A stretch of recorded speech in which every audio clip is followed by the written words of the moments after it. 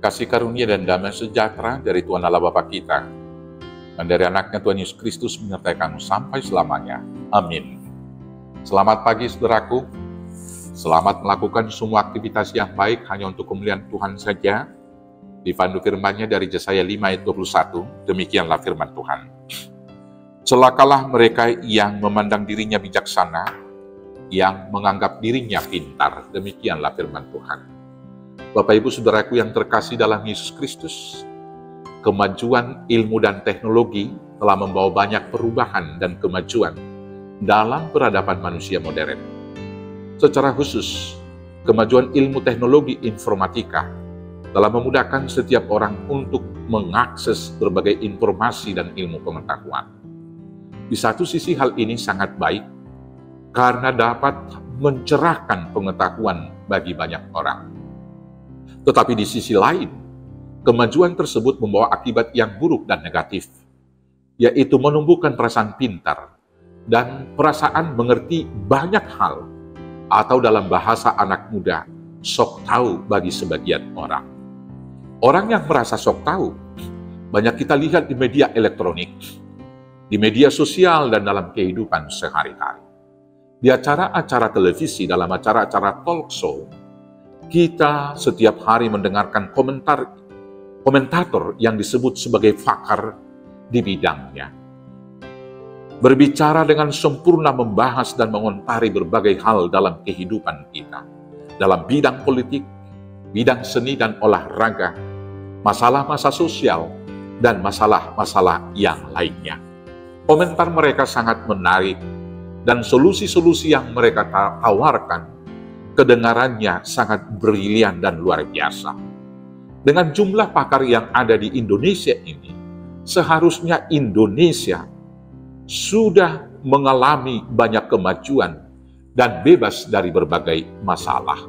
Tetapi kenyataannya, Indonesia masih tetap bergumul dengan berbagai masalah di bidang ekonomi, di bidang politik, di bidang hukum, di bidang penegakan hak asasi, di bidang keadilan, di bidang kebebasan hidup beragama, dan lain-lain.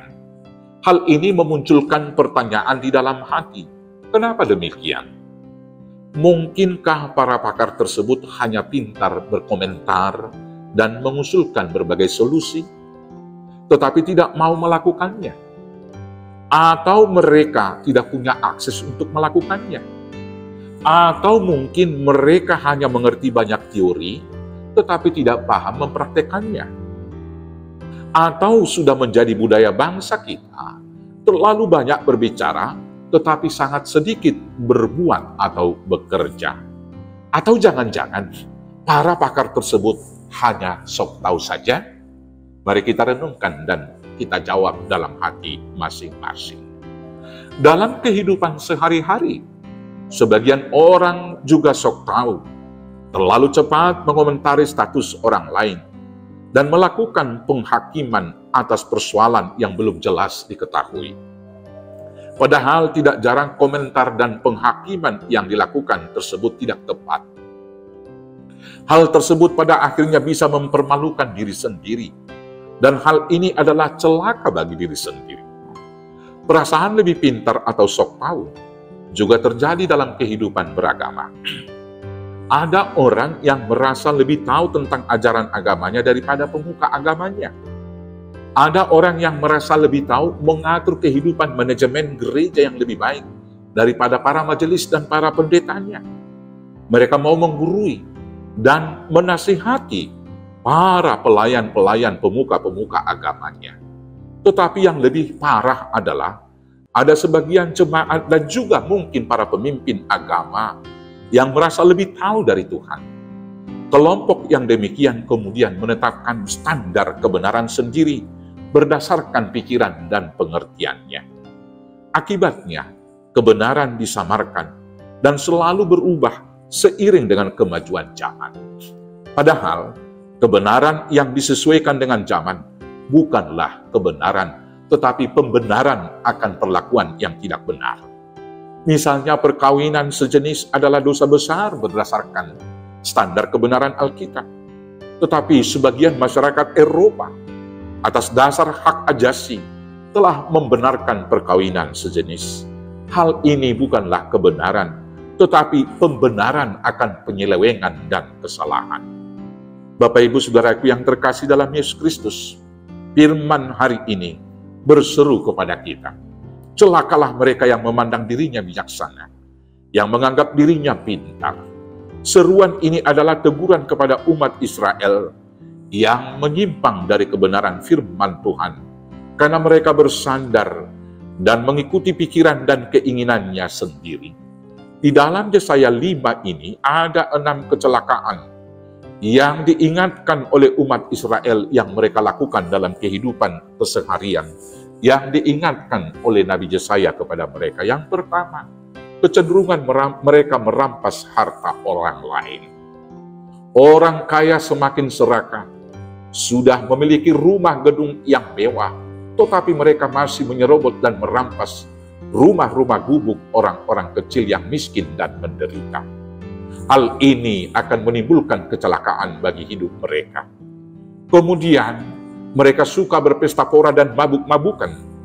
Mereka tidak takut kepada hukuman Tuhan, dan hal ini juga menjadi celaka kepada mereka. Kemudian yang ketiga, mereka menjebak dan menjerumuskan orang melakukan dosa dengan tipu daya dan godaan mereka yang manis. Kemudian yang berikut, kecelakaan bagi mereka adalah ketika mereka memutarbalikkan kebenaran hukum dan keadilan.